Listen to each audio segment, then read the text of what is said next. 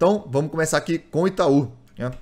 Entendendo como o Itaú ganha dinheiro. Primeiro, como é que funciona essa apresentação do Itaú? Eles fazem é uma das mais completas da Bolsa, né? Eles fazem uma análise do cenário macroeconômico e tal, fala do PIB, desemprego, inflação, aí tem a dívida líquida, dívida do governo, reservas internacionais. Assim, pro investidor, para quem gosta de economia e tal, pode até assistir, pode até dar uma lida aqui e tal, beleza. Mas em termos de análise da empresa, né, assim, não sei se agrega muito. Mas tá aí, a apresentação do Itaú é bem completa, quem quiser, total de crédito, market share dos bancos privados, aí, ó. Né? Vamos lá, vamos passando aqui o que eu achar menos interessante. Vamos partir aqui para a apresentação do Itaú. Então, primeiro aqui, entendendo qual o tamanho do Itaú hoje, né? Então ele está mais ou menos aí com 82 bilhões de valor de mercado. Essa é a apresentação, lembrando, do último trimestre divulgado, que foi o terceiro trimestre de 2019. Então, não deve mudar tanto aí nos próximos trimestres. Dá para a gente utilizar como base aí da nossa análise. Então, quase 100 mil aí colaboradores no Brasil e no exterior, 4.700 agências e PABs no Brasil e exterior, 47 mil caixas eletrônicos, cerca de 55 milhões de clientes. Então, um quarto da população brasileira tem conta no Itaú.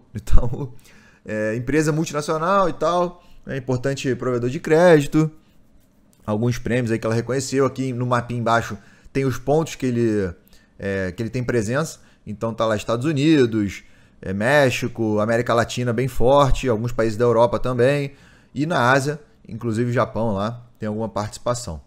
Os destaques ali do lado, os ativos totais, quase 2 trilhões de reais de ativos totais, o lucro e tal. Depois a gente vai ver isso com mais calma, só detalhes de curiosidade aí. A parte da visão, nosso jeito, governança e tal, né?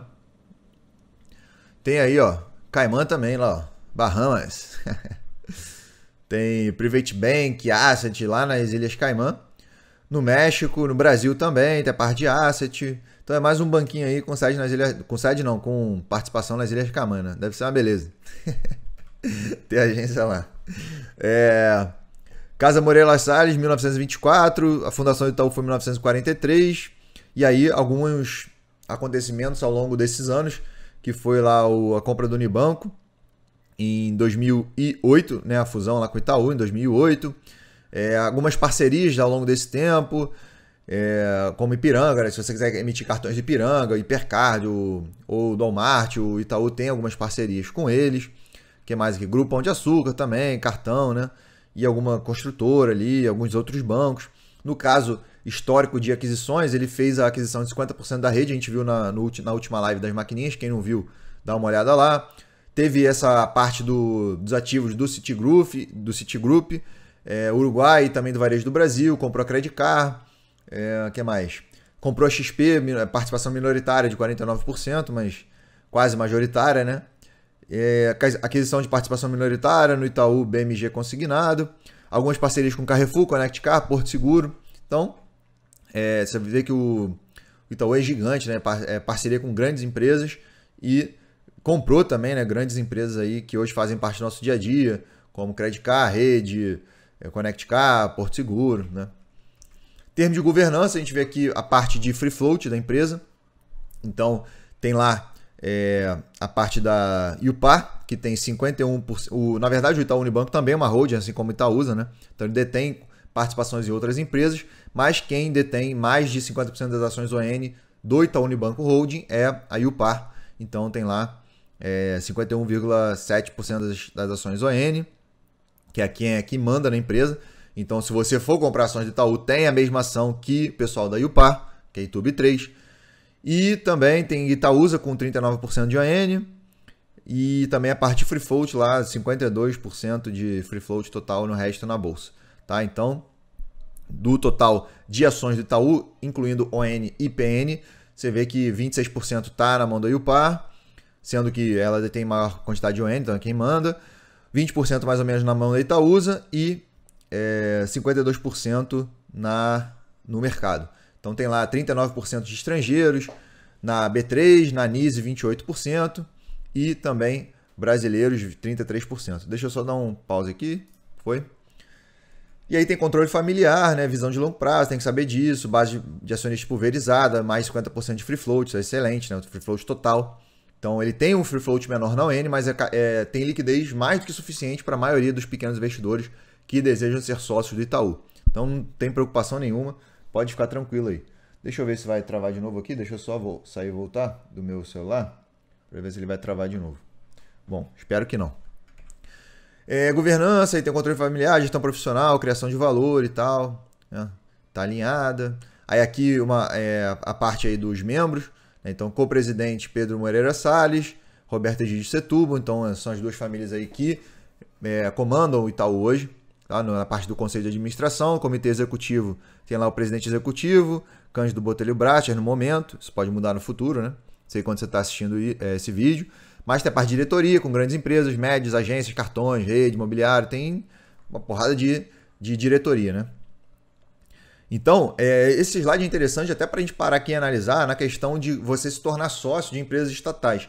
Então, olha o Itaú da vida e pensa no Banco do Brasil agora.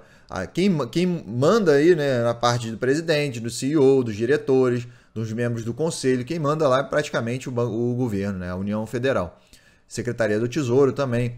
Então, tem aquele risco de quem define quem manda na empresa é o governo. Então não pode reclamar depois de comprar ações do Banco do Brasil e reclamar da interferência do governo. Ele faz parte, é ele que denomina essas pessoas que comandam a empresa no dia a dia, né? Então, apesar do governo não estar lá no dia a dia, todo dia tomando decisões na empresa, é ele que define as pessoas que vão estar à frente da empresa. Os membros do conselho de administração que com os votos define os diretores, lá, o CEO, né? Então é importante você saber desse risco. Parte lá do conselho de administração, acredito que a gente precisa perder muito tempo com isso.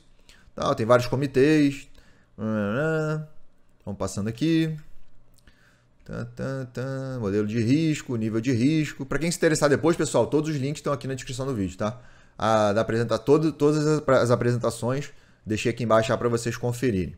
Direto do site RI da empresa. Então, isso aqui é basicamente a forma que o banco de varejo ganha dinheiro. Então, ali com varejo de crédito imobiliário, cartões de crédito, veículos, financiamento, a parte de seguros, empréstimos para micro e pequenas empresas e a parte também do BBA, que seria Wealth Management, a parte de corretora, e entre outros aí, tá? Da América Latina. Então, o objetivo dele ali está escrito, né? O banco ser conhecido como Banco da América Latina. Já tem presença na Argentina, Chile, Paraguai, Uruguai, Colômbia e Panamá. Tem a parte também de gerenciamento de ativos. Então, alguns dados aí para a gente ter uma ideia de como o Itaú ganha dinheiro. Parte de clientes, 55 milhões de clientes. Então, um quarto da população brasileira está aí com conta no Itaú. Para quem acha que os bancos vão quebrar, né? Meu Deus. Por enquanto, né? Por enquanto é o momento desse vídeo. Tá longe, né? Essa parte aqui de pirâmide de segmentação é interessante porque explica como que o Itaú separa. Deixa eu tirar fechar o meu Telegram aqui. E como que o Itaú separa essa parte de Private Banking, Personalité, Uniclass e Varejo, né? Separa as contas por renda. Então o Varejo teve com salários até 4 mil de renda. Uniclass, 4 mil até 10 mil de renda. Parte Personalité, mais 10 mil reais por mês de renda ou 100 mil em investimentos. E Private Banking, mais 5 milhões em investimentos. Então é basicamente assim que são separadas as categorias lá no Itaú, pessoa física. Pessoa jurídica, micro e pequenas empresas, até 30 milhões de faturamento anual. Middle, 30 milhões até 200 milhões. Corporate, 200 milhões, 400 milhões. E o resto aí acima, né? 4 bilhões, maior. Aí já são ultra mega empresas, tipo Vale. Né? Pô, o canal do Subido tá incomodando aqui, hein? Deixa eu ver se o Telegram tá aberto aqui, porque eu vou fechar. Cadê? Ah, tá aqui aberto. Deixa eu fechar aí. Pronto. E a presença aí no varejo, né? Norte, 109. Isso aqui é o que? Agências, né? Caixa eletrônico, agências e tal. E lá no Centro-Oeste, Sudeste, obviamente, maior participação, maior demanda. Então, tá o Itaú marcando presença no país inteiro. Opa. Parte de varejo, cartão de crédito, então tem essas parcerias que eu falei, né? Cartões Marisa, Netshoes, TAM, Azul, Ipiranga, Vivo, Carrefour, Grupo Pão de Açúcar. Então, tem essa parte aí de emissões de cartões, a parte da rede também, conforme eu expliquei na última live, bandeira própria e as outras parcerias aí que geram uma boa receita para o Itaú. A parte de cartões de crédito, de débito aí, as despesas, evolução do crédito, papai, isso que a gente pode pular. Deixa eu ver. Não precisa muito. Financiamento de veículo. Então, basicamente, a maior parte das receitas do Itaú, né? A parte de seguro, previdência, capitalização, tem a parte da Porto Seguro também. Então aí, da Porto Seguro é interessante para as pessoas entenderem, né? Que no caso da Porto Seguro, o Itaú Unibanco tem lá 42,93% da PIS e o PAR, que detém lá 70% praticamente das ações da Porto Seguro. Então, se você fizer a conta aí, 42% de 70%, a gente pegar a maquininha aqui, né? Então, vamos lá. 42,93... Opa! 0,4293 vezes 69,88 dá praticamente aí 30% de participação na Porto Seguro diretamente, tá? Então, os acionistas controladores da Porto Seguro detêm 57% das ações da PIS e o PAR, não, PSI e o PAR, né? Sei lá.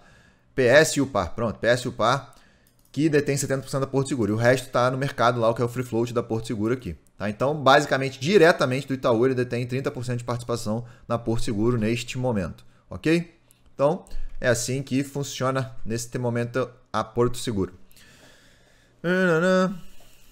Então, vamos lá. O que é isso aqui? Pequenas e médias empresas, que não é tão importante. Parte de Wealth Management, empresas. Atuação na América Latina, aí, ó. A maior parte de colaboradores no Brasil, obviamente. Daqueles 96 mil lá, 83 estão no Brasil. E o resto aí nesses outros países. Não tem na Venezuela, por incrível que pareça. E aqui que a gente começa a analisar um pouco a parte dos resultados aí do Itaú, tá? Que basicamente ele vem aí, grande parte da receita. Vamos descer aqui, né? Cadê? 30 bilhões, acredito que seja do terceiro trimestre. Então, aqui está isolado o terceiro trimestre de 2019, tá? Então, são as receitas dele que estão aí separadas por banco de varejo, banco atacado e as atividades com mercado mais corporação. Então, dá um total ali no final, que é a última coluna aqui, Itaú Unibanco, tá? Então, somando aí a principal fonte de receita do Itaú, né? Então, se a gente vê que 20 dividido por 30 dá basicamente 1/3 da receita do Itaú vem dos produtos bancários, que são ali a margem financeira, que é a parte de de empréstimos e financiamento, toda a parte financeira do banco com título, remuneração de títulos e tal. Então são consideradas, entram aí nessa margem financeira, margem bancária, algumas pessoas costumam chamar também, tá? Tem a receita de prestação de serviços, que é basicamente aqueles serviços que eu falei lá, de asset e tal, que mais? Parte de cartões também. E também a parte de seguros e previdência, que no resultado final não tem tanta... 2 bilhões de 30, né? Bem baixo em relação à receita total, tá? Então vamos pensar nesse terceiro trimestre aqui como se fosse o anual do Itaú, né? Então, como não tem tantos não recorrentes aqui, é o que tende a acontecer no ano. Então o Itaú está mais ou menos aí por volta de 120 bilhões de receita por ano, está mais ou menos em conta aí com esses 30 bilhões desse trimestre, tá? Então 30 vezes 4, 120 está mais ou menos aí em conta, beleza? E aí as despesas que ele tem, que é a despesa para créditos de liquidação duvidosa, parte de impairment também, recuperação de crédito baixado com prejuízo. Outras despesas são decorrentes de juros, despesas tributárias, que é impostos, né? O Itaú também paga impostos. E aí depois vem a parte do lucro líquido e tal, né? Então, fechando ali de 30 bilhões de receita, sobraram 7 de lucro. Então, basicamente uma margem aí de 23%. Basicamente é isso, né? Vamos ver. 7 dividido por 30... 23% aí de margem, ótima, né? Então, de todas as receitas aí do Itaú, 30 bilhões, sobram 7. Então, é basicamente assim que o Itaú ganha dinheiro. Com a parte de empréstimos, ganha CDB, né? Que você vai lá e empresta, bota no CDB, ele te remunera uma parte, empresta para outras pessoas e ganha em cima. Remuneração dos ativos, receita de prestação de serviços, como eu falei lá, financiamento de veículo, também asset management. E o que mais? Seguro e previdência. Por isso que o seu gerente fica te vendendo lá seguro toda hora, né? Capitalização e tal. E aí tudo entra como receita para o Itaú, tá? Destaque dos resultados, algum líquido, lucro líquido, parte de carteira de crédito, índice de inadimplência, que o ideal nos bancos é quem for sócio também ficar de olho, né? Normalmente no Itaú não precisa tanto, porque ele é bem restrito com crédito, mas quem for sócio de banquinho tem que ficar de olho aí nesse índice de inadimplência, né? Porque eles costumam emprestar para pessoas e empresas mais arriscadas, e aí você tem que analisar isso aí, você que adora banquinho, tá? Margem com clientes e tal, custo do crédito, precisa ver isso tanto, deixa eu ver, lucro líquido, absurdo, né? Criação de valor e custo de capital. Aqui tá de novo aí a parte lá das receitas separadas. Tá, agora tá aí junto os 9 meses de 2019, tá? Brasil e América Latina, os 9 meses de 2019, você vê que já está lá com quase 90 bilhões de receita, né, no total. Grande parte da receita vem dessa parte da margem financeira, conforme eu expliquei. Então não tem muito mais o que analisar. Você vê que o Itaú, basicamente, a receita dele, 70% praticamente vem das operações financeiras dele. O resto que é aí de tarifa bancária, serviço e tal, blá, blá, né? Aqui é o que? Crédito e garantias? Não, também não. Vamos ver aqui. Aqui é a parte da carteira de crédito, né? Cartão de crédito é uma parte do crédito. Consignado também é a segunda maior. Crédito imobiliário. Pessoas jurídicas também. Grande parte do crédito. Então, do crédito total aí você vê que a maior parte está na mão de capital de giro, de PJ. Cartão de crédito. E também consignado e crédito imobiliário. Então, são os principais aí. Você vê que veículos que deveria ser tão grande, né? Nem é tanto lá. 18 milhões ali só no terceiro trimestre, frente a 700 milhões quase, né? Carteira de crédito por moeda estrangeira, você vê que isso aqui é interessante, né? Moeda local tá basicamente ali setembro, deixa eu ver, setembro de 2019. Tá, sei lá, 60%, 70% ali da carteira em moeda local e os 30% mais ou menos ali em moeda estrangeira. Então, bem interessante, isso aqui eu não sabia não, que ele emprestava tanto aí para moeda estrangeira, né? Isso aqui também não. Evolução da carteira de crédito não. Detalhamento da carteira de crédito aí, ó. 39%, cadê? Outros, não. Imobiliário. Quem é o maior aqui? Indústria e estravismo, né? Crédito PJ, né? Na verdade. Quais são os setores das empresas que o Itaú empresta, faz mais empréstimo, né? Então tá aí, imobiliário, alimentos, transporte, a energia. Então ele é bem diversificado em termos de risco de empréstimos para PJ, né? Carteira de crédito, esse aqui também não. O que mais? Margem financeira não.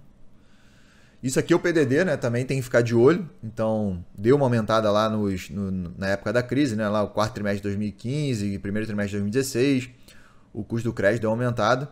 Mas agora está tendendo a normalizar com a estabilização da crise aqui no Brasil, né? Então, melhorou bastante. Mas, tá aí, né? Lá no Fundamental você também tem acesso muito mais fácil a esses dados, né? Então tem slide pra caramba. Então eu vou passando aqui, senão não vai dar tempo, né? Esse é interessante, né? Que é o índice de inadimplência, então bem baixo. Então o Itaú, por ser um dos maiores bancos do Brasil, ele tem essa facilidade de selecionar melhor os clientes que ele quer emprestar o dinheiro, ao contrário dos banquinhos que, para competir com esses bancos mais consolidados, como Itaú, Banco do Brasil, Caixa, Bradesco, Santander, eles têm que emprestar para pessoas mais duvidosas em troca. Por isso que o CDB dos banquinhos paga 120% do CDI, porque o risco é muito maior do que um CDB do Itaú, né, que não precisa se arriscar tanto. Então, a inadimplência está baixando, né? Você vê aí que nos últimos meses tem baixado, com a estabilização aí da crise, passagem da crise, né? Você vê que tende a estabilizar. Total, América Latina e Brasil. Mas aqui, índice de cobertura não, NPL não.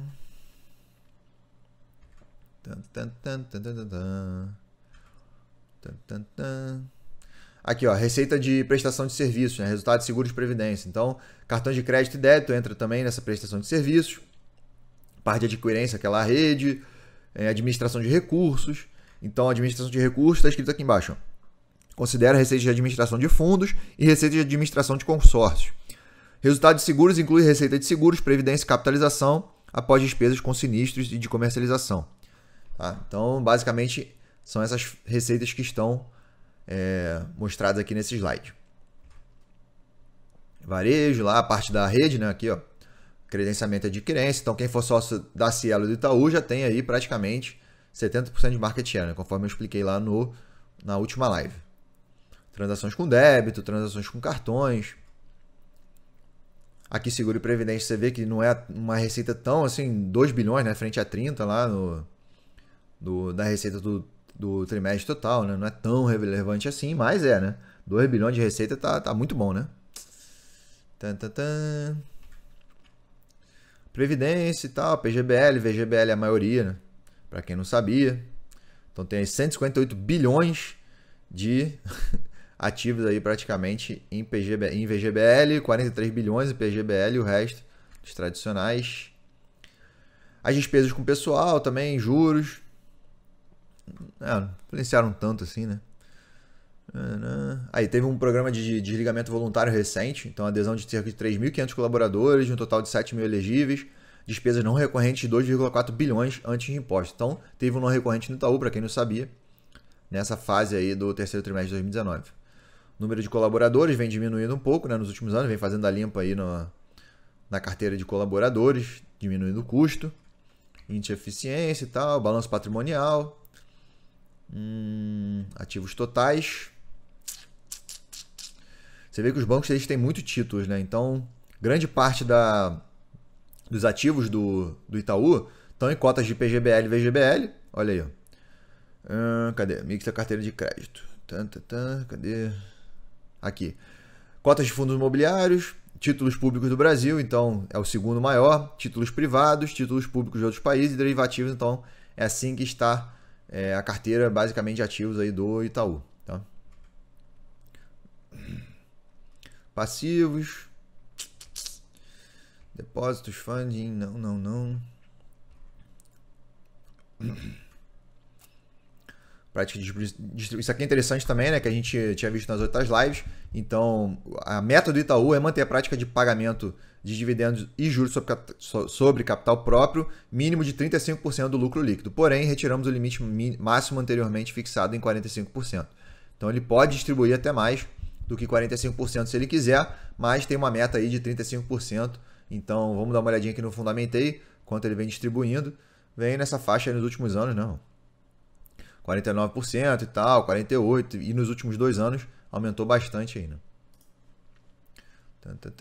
Cadê? Eita. Dividend yield 7,5%, né?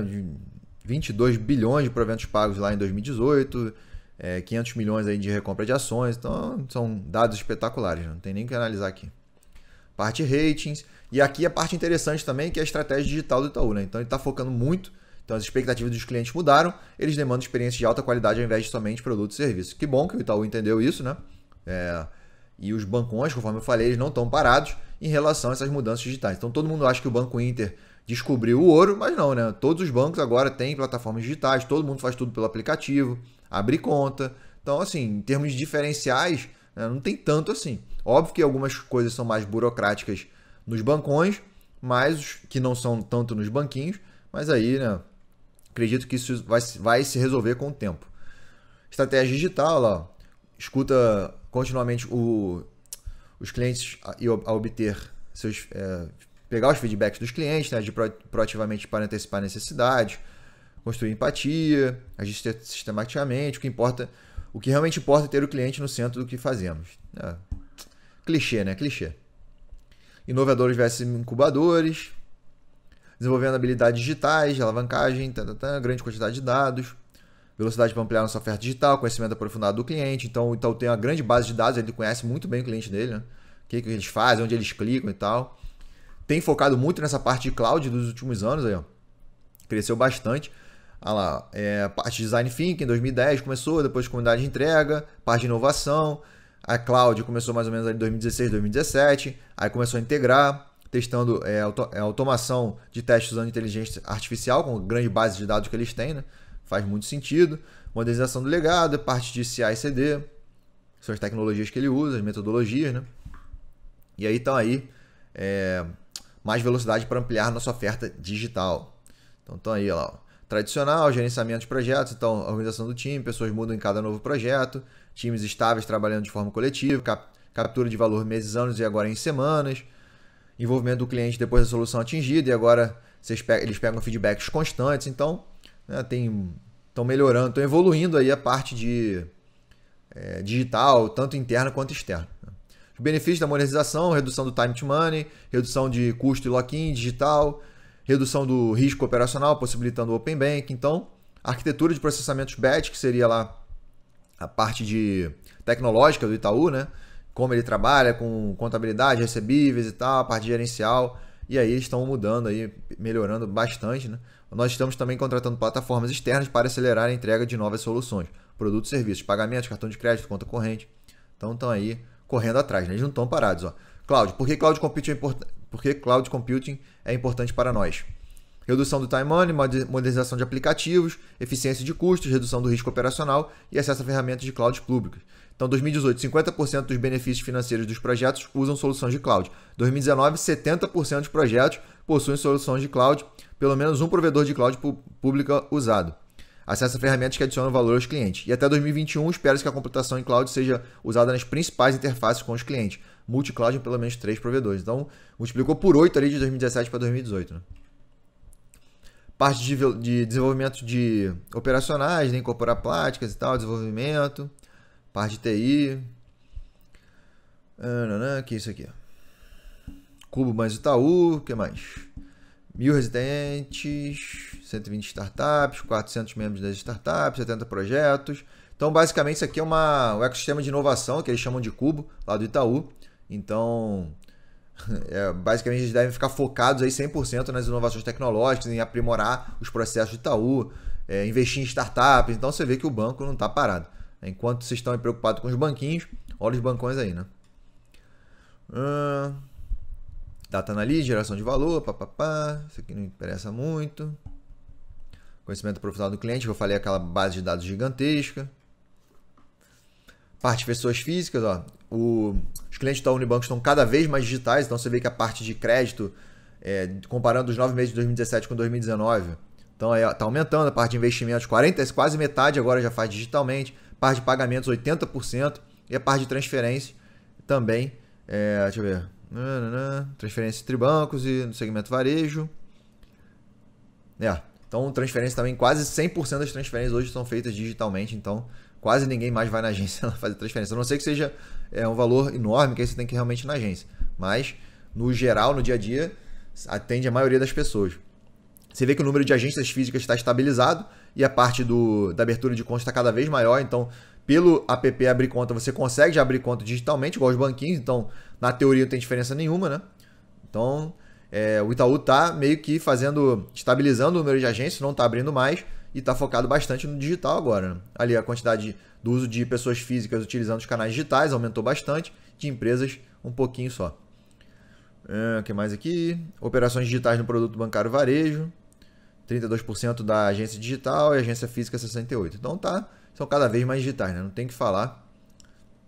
App Personalité com altas notas, olha lá, ó. App do Itaú no Android e na Apple. Então eles estão aí investindo bastante, pegando feedback, aprimorando os aplicativos para atender essa nova demanda que ninguém tem mais saco para ir em banco, né? Investimentos em tecnologia, lá, ó. Aumentando bastante. Investimento 360, que aí ele recomenda lá os melhores investimentos para o cliente, então de acordo com o perfil dele, porque de acordo com o uso dele no banco, o aplicativo vai lá e recomenda. Né? Aqui são as parcerias, então o Itaú Porto Seguro, a Mil, Prudential e tal, com a parte de seguros, então o banco ele tenta sempre concentrar tudo ali, então nessa imagem fica bem clara. A parte de seguro, se você quiser contratar algum seguro, então o Itaú já disponibiliza seguro de automóvel, saúde, vida, proteção de celular, odontológico, viagem, tudo no mesmo lugar, proteção de cartão, residencial. Então você faz algum financiamento com o Itaú, ele já te oferece, vou comprar um carro, você financia lá, já tem o seguro do próprio Itaú se você quiser, ou da Porto Seguro. Aí, quero seguro saúde, já tem parceria com a Mil, Prudential, MetLife, Catu. Então a parte também de previdência e... previdência não, né? Previdência aqui acho que não tá, não. É a parte de seguros mesmo. Previdência que ele tem a parte própria dele. Né? E seguro de vida, então ele já tá aí focando bastante em concentrar ele e aprimorar essa parte de produtos para poder oferecer aos clientes. O IT, que é uma plataforma com múltiplas funcionalidades, permite clientes e não clientes pagar, comprar, transferir, receber dinheiro instantaneamente de usuário para usuário ou através de QR Code. Acesso a mais de 800 mil maquininhas de rede, sem a necessidade de renda mínima, pagar, comprar, transferir dinheiro, carteira virtual. Então, você consegue fazer tudo aí praticamente digitalmente pela IT, né?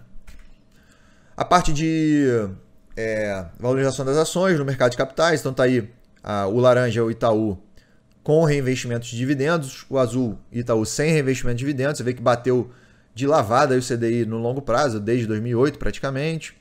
Parte do Ibovespa também bateu de longe, mesmo sem reaplicar dividendo. E o dólar também nem se fala, né? Mesmo com essa valorização toda. Aí Itaú, comparando o Itaú com os 3 principais bancos, exceto o Itaú. Então aí você vê que os bancos no longo prazo praticamente andam juntos. Linha do tempo de sustentabilidade e tal. Isso aqui acho que não tem muito o que falar. Transparência, ética, ciclo de gestão. Essa aqui é interessante, que são a parte dos colaboradores. Então, diminuiu um pouco, acredito eu, né? Que desde que está aí são a quantidade de colaboradores de 2018. Aí 60% de mulheres, 40% de homens. 51% dos cargos são ocupados por mulheres, de gestão são ocupados por mulheres, isso é interessante, né? 22% negros, 2,73% jovens, 4,8% de pessoas com deficiência. Índice de satisfação geral cada vez maior, interessante, né? Mas a pressão é grande, né? Já falei com gente que trabalha em banco, é terrível, né? Gestão responsável, análise de crédito. Itaú Mulher Empreendedora, isso é interessante, né? Fornecer provavelmente linha de crédito especiais para mulheres empreendedoras. Muito interessante. Transparência e tal. Bom, acabamos a apresentação do Itaú, então é basicamente assim que o Itaú ganha dinheiro. Entendemos um pouquinho melhor de como é que o Itaú funciona. Lembrando novamente, entrando aqui na página da B3, só entrar aqui no Fundamentei, tem o link de RI aqui em cima, né? Clica aqui, vem para a página da B3 para você entender a posição acionária. Então, conforme eu mostrei lá, tem aí o Parco 51% das ações, a Itaúsa com 39%, a BlackRock tem algumas PNs, nenhuma ON, e o Free Float da ON no momento é 9% e 91% das PNs. Então, o ideal é que você tenha a mesma ação que o majoritário, né? Que o par e a Itaúsa, que é a ON, TUB3.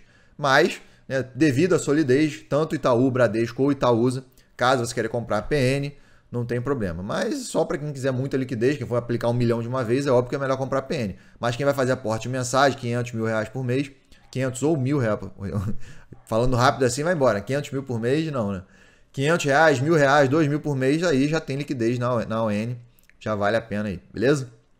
Então, vimos Itaú, como Itaú ganha dinheiro, basicamente de empréstimos, receita de seguros, tarifa bancária, cartões, financiamentos, receita de previdência. Então, são várias fontes de receita que compõem aqui, né? Olhando no Fundamentei, esses 129 bilhões do momento aqui, 130 bilhões, né? Vamos arredondar, do terceiro trimestre de 2019, que é o momento que eu estou gravando esse vídeo, com margem extraordinária, o PDD controlado, índice de Basileia bem tranquilo e distribuindo um caminhão de dividendos aí ultimamente. Então, Itaú não tem nem o que analisar mais.